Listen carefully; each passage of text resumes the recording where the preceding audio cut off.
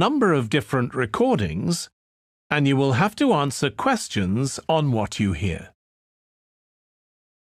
There will be time for you to read the instructions and questions, and you will have a chance to check your work. All the recordings will be played once only. The test is in 4 sections. At the end of the test, you will be given 10 minutes to transfer your answers to an answer sheet. Now turn to Section 1.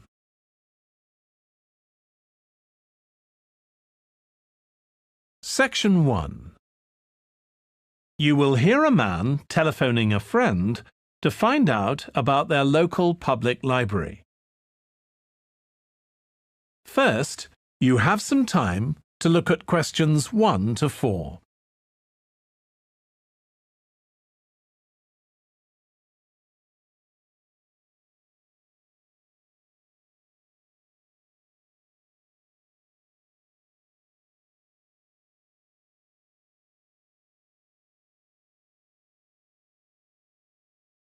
You will see that there is an example that has been done for you. On this occasion only, the conversation relating to this will be played first. Hello? Hi, Susie. It's Paul here. How are you? Enjoying your new job? You're working at the library, aren't you? Yes, I started when the library reopened a month ago. It's great. The woman says that the library reopened a month ago. So month has been written in the space. Now we shall begin. You should answer the questions as you listen because you will not hear the recording a second time. Listen carefully and answer questions 1 to 4. Hello? Hi, Susie. It's Paul here. How are you? Enjoying your new job? You're working at the library, aren't you? Yes, I started when the library reopened a month ago. It's great. Actually, Carol and I have been meaning to join for a while. Oh, you should. It doesn't cost anything, and the new library has all sorts of facilities. It's not just a place where you borrow books. For instance, there's an area with comfortable seats where you can sit and read the magazines they have there. Some people spend the whole morning there. Wish I had that amount of time to spend. Yes, you must be pretty busy at present, with the children and everything. We are, yes. But we're hoping to get away this summer. We're thinking of going to Greece. Well, we've got a much larger section of the library devoted to travel books now, so you should come and have a look. I can't remember if there's anything specifically on Greece, but I should think so. OK. Now, Carol's organising a project for the history class she teaches at school. It's about life in the town 100 years ago. Do you have anything that might be useful? Yes. Actually, we've now got a new section with materials on the history of the town and surrounding region. Right. I'll tell her. You can't always find that sort of thing on the internet. Now, in the old library, there used to be a separate room with reference books. It was a really nice, quiet room. Yes, we've put those books in the main part of the library now, but we do have a room called the community room. It can be hired out for meetings, but at other times, people can use it to study. I might use that. It's hard to find anywhere quiet at home sometimes. I can't remember how old your son and daughter are. We've introduced a special section of fiction written specially for teenagers, but they might be a bit young for that. Yes, they would be. Before you hear the rest of the conversation, you have some time to look at questions 5 to 10.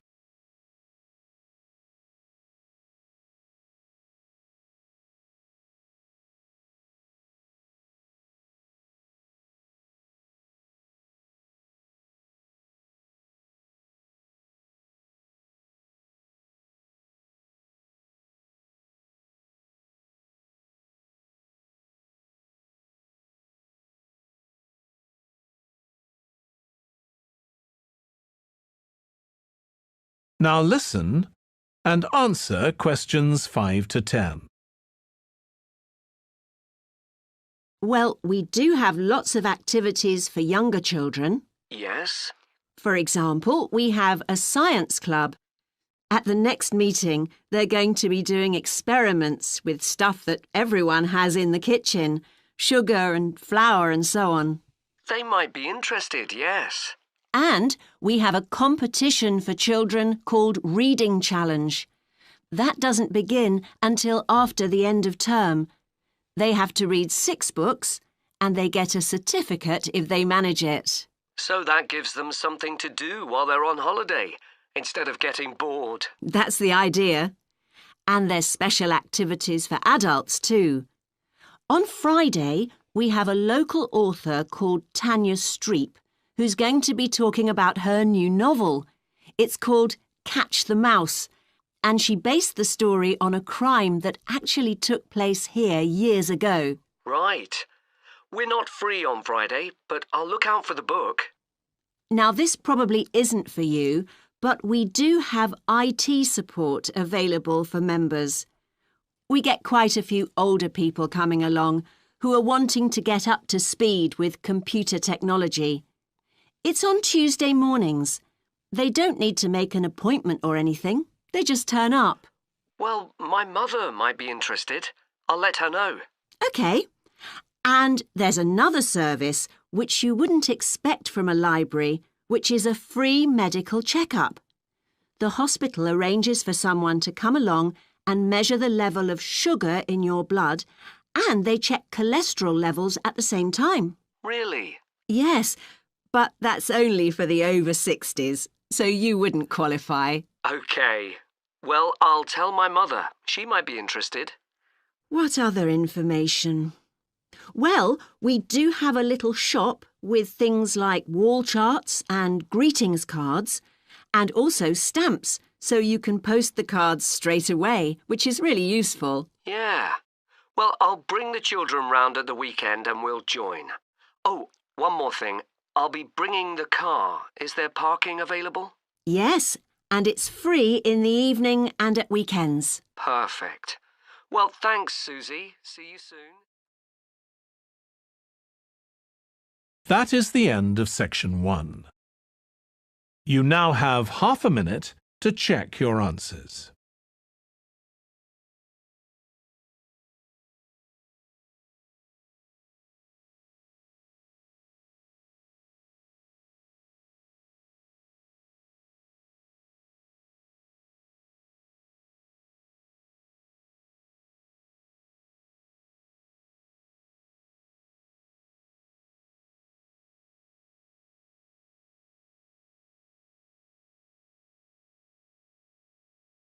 Now turn to section 2.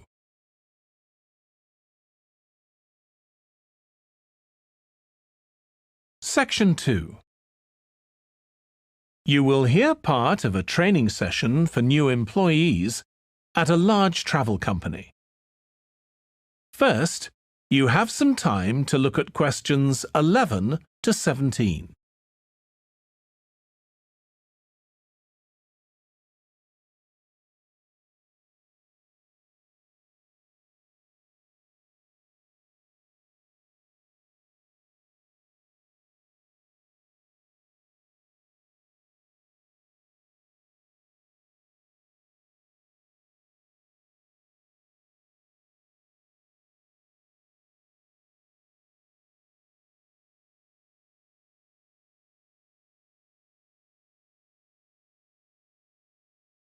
Now listen carefully and answer questions 11 to 17.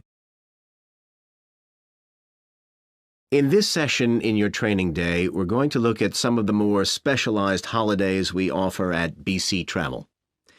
Now, the travel business is very competitive, and it's important to be aware of how the market's changing and developing. In terms of age groups, the over 65s are an important market, and one that's increasing steadily year on year. The fewest holidays are taken by the 31 to 42-year-olds, and that figure shows no sign of rising. The biggest market at present is still the youngest group, the 16 to 30s, but this group's also seen the biggest drop over the last few years, whereas there's a noticeable growth in the number of holidays taken by the 55 to 64-year-olds. As far as the 43 to 54-year-olds are concerned, bookings there are steady, but I have to say we haven't seen the increase we expected. One trend we're noticing with nearly all age groups is the growing popularity of holidays in which clients do some kind of specialized activity. I'm not talking here about adventure holidays where clients take part in high-risk activities like white water rafting just for the thrill of it. Activity holidays usually involve rather less high-risk sports or things like art and music. They're not necessarily cheaper than ordinary holidays, often the opposite, in fact, but they do often take place outside the main tourist centers, which gives an opportunity for clients to find out more about the local people and customs. And many say this is one of the most positive features of these holidays. Of course, they offer the chance to develop a new skill or talent, but clients often say that more than this, it's the chance to create lasting relationships with other like-minded people. That's the main draw. Let me give you some examples of BC travel activity holidays. Our painting holidays take place in 4 different centers in France and Italy, and they're very popular with clients of all abilities from beginners onwards. We've got an excellent team of artists to lead the classes.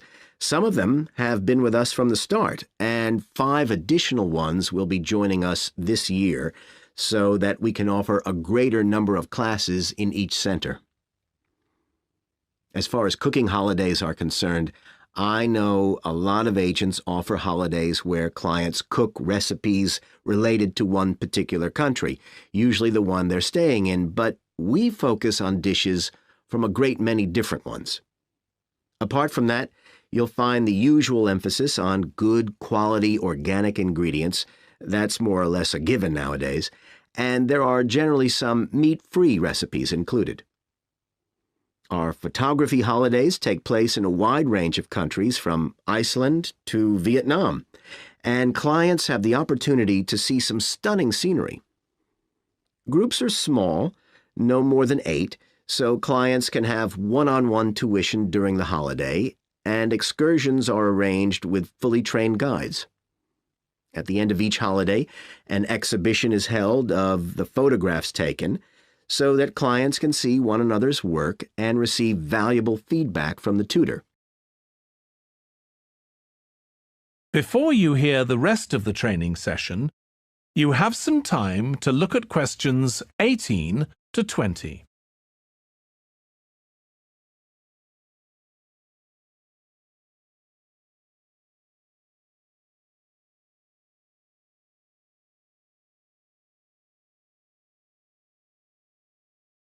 Now listen and answer questions 18 to 20. Finally, let me tell you about our fitness holidays. In Ireland and Italy, we run one-week general fitness classes for all ages and levels of fitness. Clients start the course with a consultation with a trainer, and together they draw up an individual program. As well as improving general fitness, clients find that they end up losing much of the stress they've built up in their daily lives. In Greece, we have a 2-week holiday for clients who want to do something about their weight. This has all the features you'd expect, like a personalized diet program, but one of its most popular features is that the exercise classes are all held on the beach. People say it's far preferable to being in a gym. Finally, we offer several holidays in Morocco. One very popular one is the mountain biking holiday. Bikes are provided, and there are different routes according to people's ability. We offer one which is tailored to the needs of families, which is particularly popular. Okay, so that's about all the time I have today, so thank you very much. That is the end of section 2. You now have half a minute to check your answers.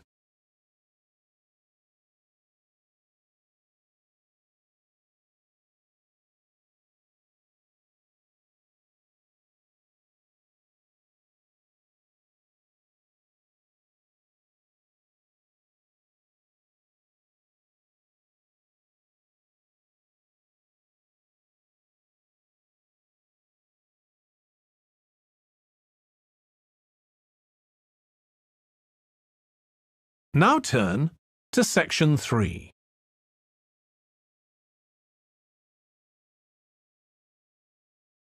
Section 3. You will hear two tourism students, called Natalie and Dave, talking about the tourism case study they are doing. First, you have some time to look at questions 21 to 26.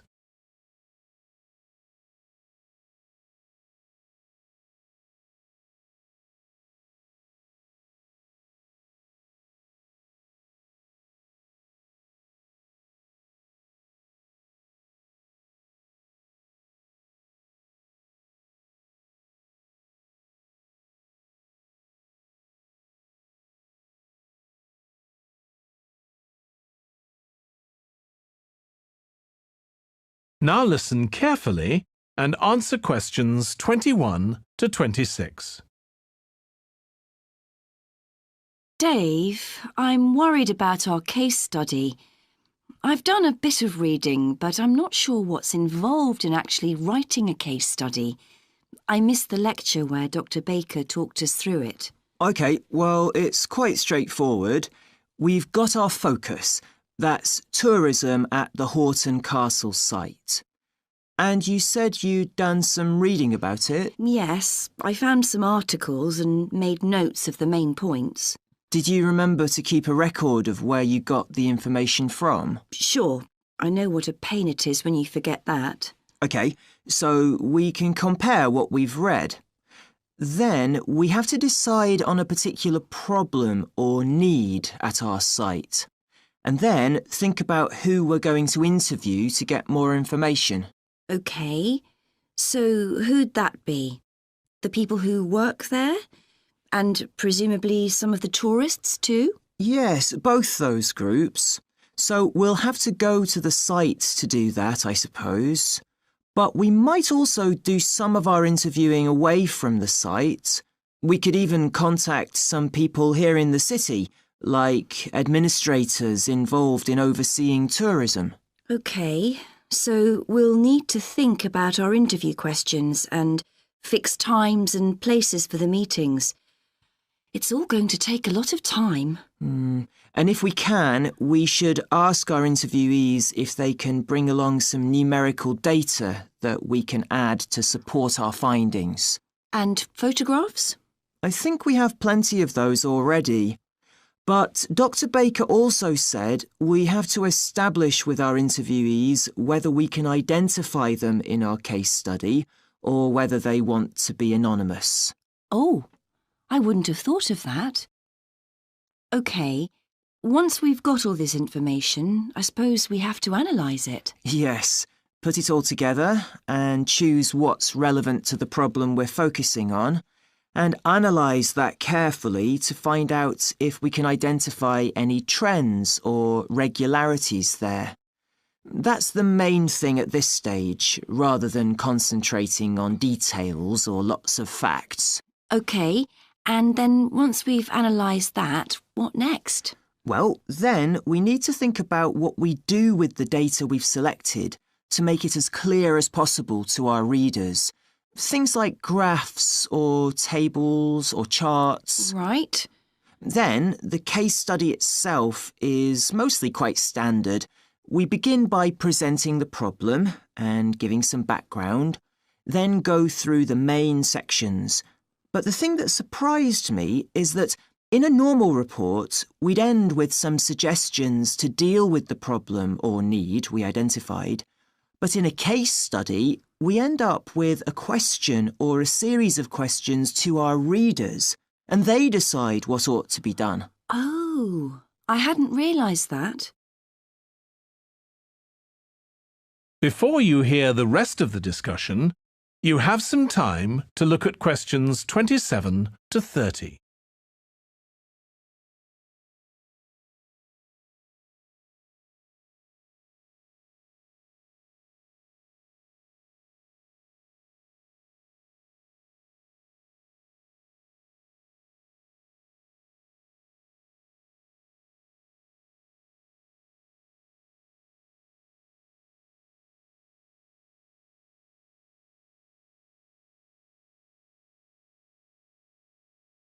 Now listen and answer questions 27 to 30.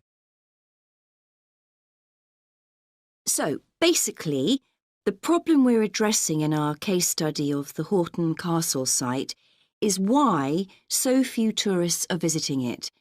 And we'll find out more from our interviews, but I did find one report on the internet that suggested that one reason might be because, as far as transport goes, access is difficult. I read that too, but that report was actually written 10 years ago when the road there was really bad, but that's been improved now.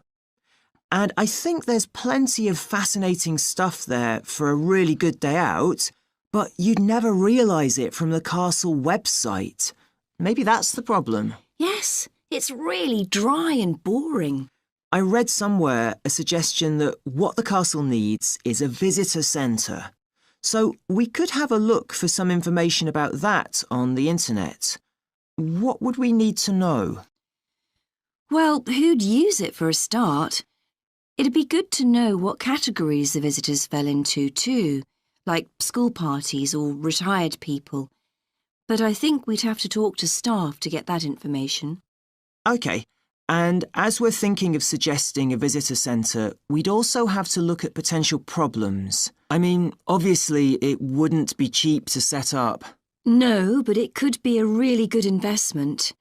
And as it's on a historical site, it'd need to get special planning permission, I expect. That might be hard. Right, especially as the only possible place for it would be at the entrance, and that's right in front of the castle. But it could be a good thing for the town of Horton. At present, it's a bit of a ghost town. Once they've left school and got any skills or qualifications, the young people all get out as fast as they can to get jobs in the city, and the only people left are children and those who've retired. Right. Something else we could investigate would be the potential damage that tourists might cause to the castle site. I mean, their environmental impact. At present, the tourists can just wander around wherever they want. But if numbers increase, there might have to be some restrictions, like sticking to marked ways. And there'd need to be guides and wardens around to make sure these are enforced. Yes, we could look at that too. OK, well, we've certainly managed... That is the end of section 3. You now have half a minute to check your answers.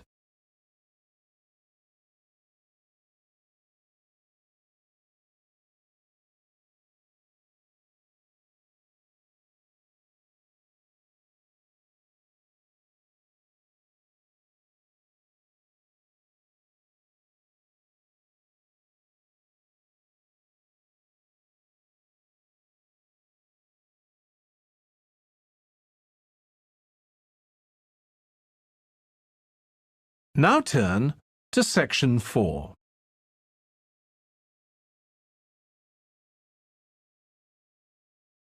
Section 4. You will hear a lecturer on an environmental studies course discussing how birds are affected by environmental change.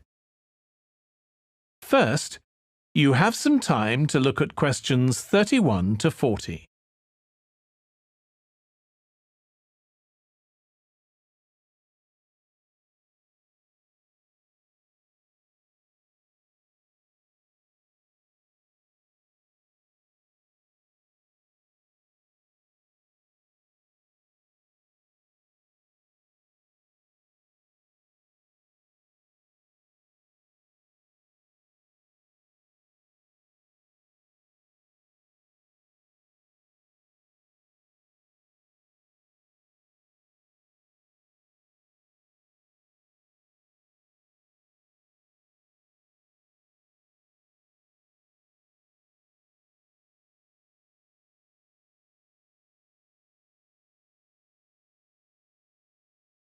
Now listen carefully and answer questions 31 to 40.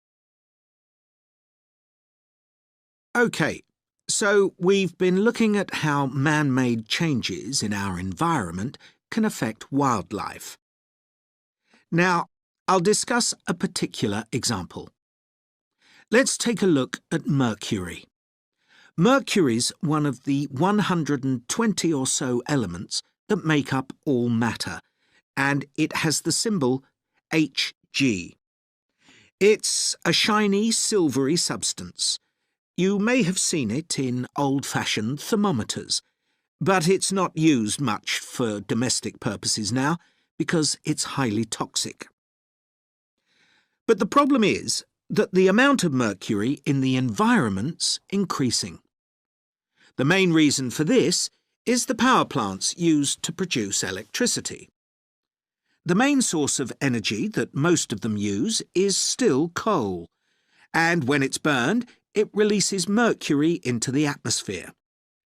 Some of this gets deposited into lakes and rivers, and if it's ingested by a fish, it's not excreted. It stays in the fish's body, and it enters the food chain. So, it's been known for some time that birds which eat fish may be affected. But what wasn't known until quite recently is that those that eat insects can also be affected. So, a woman called Claire Varian Ramos is doing some research on how this is affecting birds. And rather than looking at how many birds are actually killed by mercury poisoning, she's looking for more subtle sub-effects. And these may be to do with the behaviour of the birds, or with the effect of mercury on the way their brain works, so whether it leads to problems with memory, for example. And she's particularly focusing on the effects of mercury on bird song. Now, the process of song learning happens at a particular stage in the bird's development. And what you may not know is that a young bird seems to acquire this skill by listening to the songs produced by its father, rather than by any other bird. And Varian Ramos has already found in her research that if young male birds are exposed to mercury, if they eat food contaminated with mercury, then the songs they produce aren't as complex as those produced by other birds. So, quite low-level exposure to mercury is likely to have an impact on male birds in a natural situation because it can mean that they're less attractive to female birds, and so it can affect their chances of reproduction.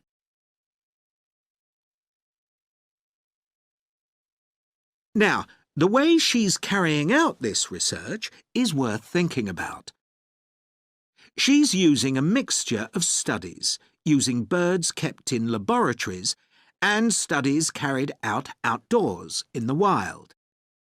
The lab-based studies have the advantage that you don't get all the variables you would in a natural setting.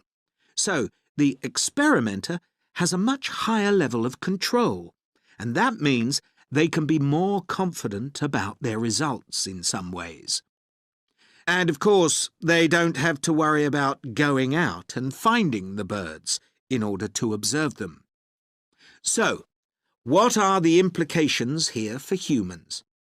Well, because many birds are migratory, they may be transporting mercury far from contaminated sites. For example, it's been found that ducks who'd been feeding at a contaminated site were later shot by hunters over 1,000 kilometres away and presumably eaten. But these birds likely had mercury levels high enough to warrant concern for human consumption. In addition, going back to song learning by birds, we saw that this may be affected by mercury contamination. Well, we also know that in humans, mercury causes developmental delays in the acquisition of language, And in fact, this process is very similar in the brain regions it involves, and even the genes that are involved. But mercury contamination has other important implications for humans as well. It's now known that an unborn child can be affected if the food eaten by its mother contains high levels of mercury, and these effects can be quite substantial. In the end, it comes down to whether more value is placed on human economic well-being or environmental well-being. It's true there are new regulations for mercury emissions from power plants, but these will need billions of dollars to implement and increase costs for everyone. Some argue that's too much to pay to protect wildlife. But as we've seen, the issues go beyond that, and I think it's an issue we need to consider very carefully. That is the end of section 4. You now have half a minute to check your answers.